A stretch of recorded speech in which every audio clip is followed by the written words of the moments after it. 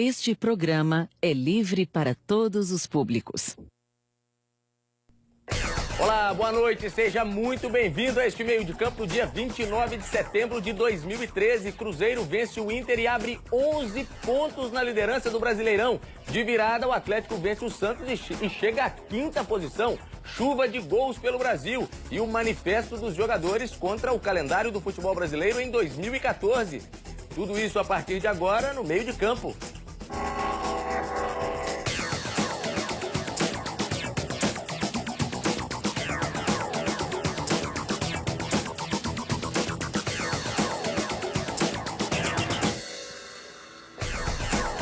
E eu estou aguardando a sua participação pelo @meio de campo no Twitter e também pelo facebook.com/meio de campo. Mande a sua mensagem, ajude a fazer o programa conosco. O Cruzeirense está mais do que feliz. O time abriu 11 pontos de vantagem na liderança, está com um binóculo para olhar para trás e ver os adversários. E o atleticano está feliz também, o time jogando o segundo turno, né, competindo mais no segundo turno, já chegou à quinta posição na tabela. Mande sua mensagem e ajude a fazer o programa aqui com a gente. Vamos apresentar os nossos convidados. Daniel Seabra, do jornal Estado de Minas. O Cruzeiro foi ao sul do país, a Novo Hamburgo, venceu o Inter e agora, Seabra, só, como disse um telespectador aqui pelo Facebook, o Ramon Ribeiro, só um tsunami para tirar o título do Cruzeiro. Boa noite, obrigado pela presença. Boa noite, Luciano, boa noite, pessoal de casa. Realmente eu acho muito pouco provável que o Cruzeiro perca esse título, não só pelos 11 pontos, né? 11 pontos é uma diferença espetacular, astronômica, praticamente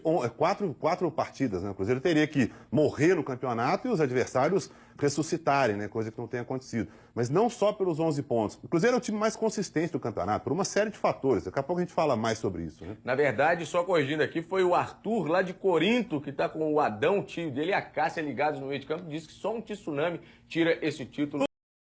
Luciano Dias, da meu xará, o Atlético de virada venceu o Santos. E olha o campeonato como é que é. O Atlético já está ali na quinta posição, já vislumbrando o G4, xará. Boa noite, obrigado pela presença. Boa noite, xará. Boa noite ao pessoal ligado no meio de campo. É o Atlético mostrando que se precisasse do G4 para classificar para a Libertadores do ano que vem, não seria uma tarefa tão complicada. Uma bela vitória do Atlético de virada hoje.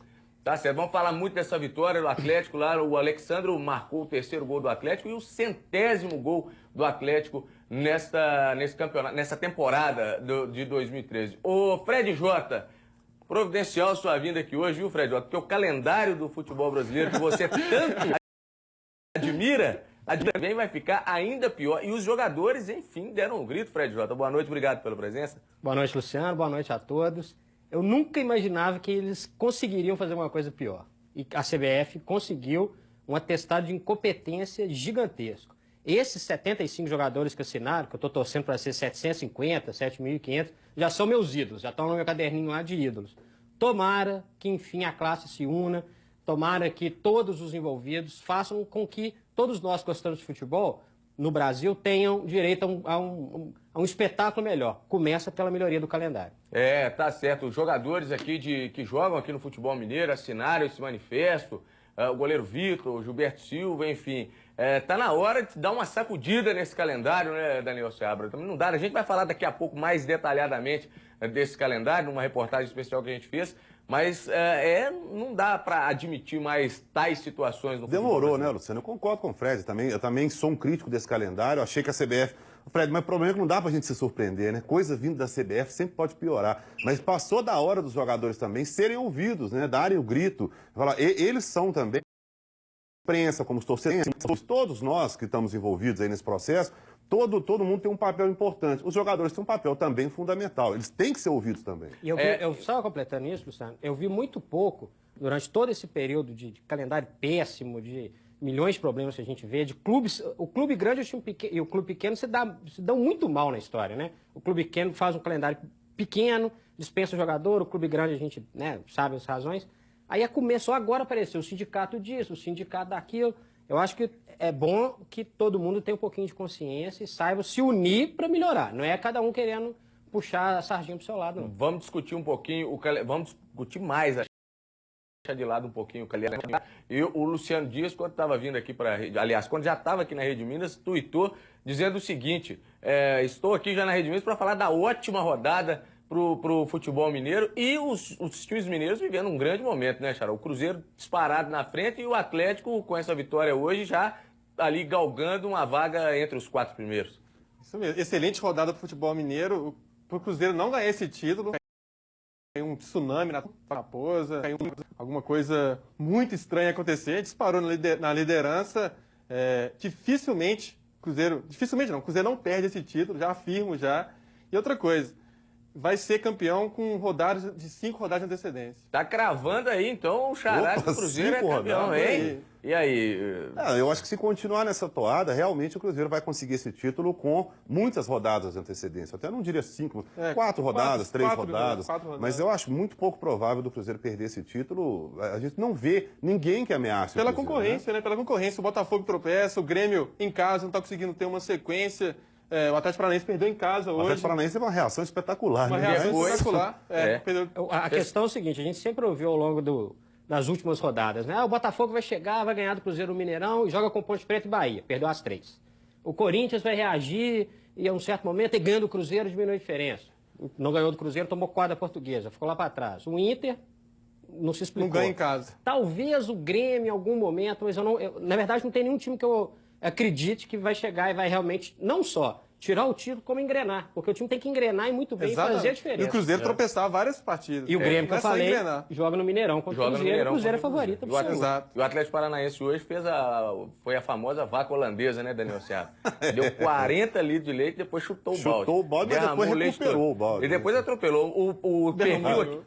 Derramou de novo. O perfil aqui, pra lá de Marrakech, está dizendo o seguinte: Atlético e Cruzeiro, líderes do segundo turno do Brasileirão. Mundial e Libertadores e Campeonato Brasileiro só dá Minas Gerais. Sabe que é importantíssima essa vitória do Atlético também, Luciano? Para dar uma tranquilidade para o Mundial, né? Se o Atlético chegasse aí na reta final do campeonato, lutando contra rebaixamento, desgastado, e aquela preocupação, e a torcida havaiano, aquela, não vou dizer crise, mas aquela relação mal resolvida de torcida e time, porque o time tá mal e tal. Não, o Atlético está com tudo aí para chegar na reta final do campeonato tranquilo. Não vai brigar por título. Eu concordo com o Tite aí, porque o Tite quase caiu, né? Tá lá. Balançou. Mas o Cuca diz, nós estamos ainda na luta pelo título. A gente sabe que não está. O Atlético não vai disputar o título. Ele tem que falar isso para os jogadores. Mas ele tem que falar isso, está certo no papel dele.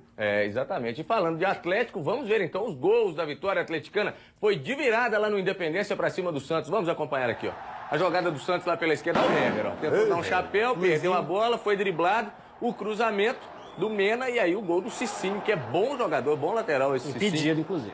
Tava em posição, daqui a pouco a gente vai ver com mais detalhes se o Hever ou não. Aprende com esse erro, que sempre quer sair jogando bonito. É verdade. Um dia gracinha dá nisso, né?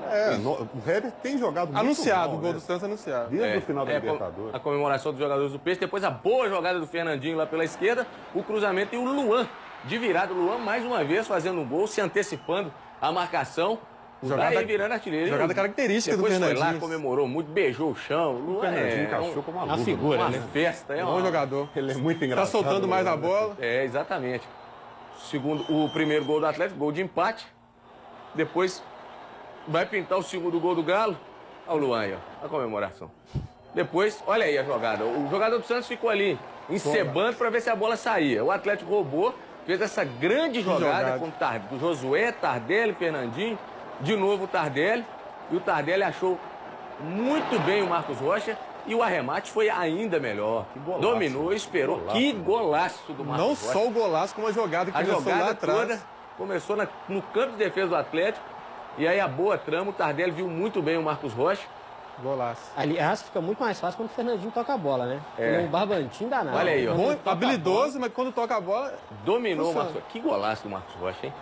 E o Aranha, que já tinha feito algumas defesas, nessa aí... sabe esse gol aí dá um pouco mais de moral pro Marcos Rocha, pra ele recuperar aquele bom futebol que a gente sabe que ele tem, né? Chegou a seleção. Saiu feliz da vida aí o Marcos Rocha, comemorando. Foi lá... Ele exagera também. Foi lá no goleiro, foi lá no Giovani, comemorar com o Giovani, olha.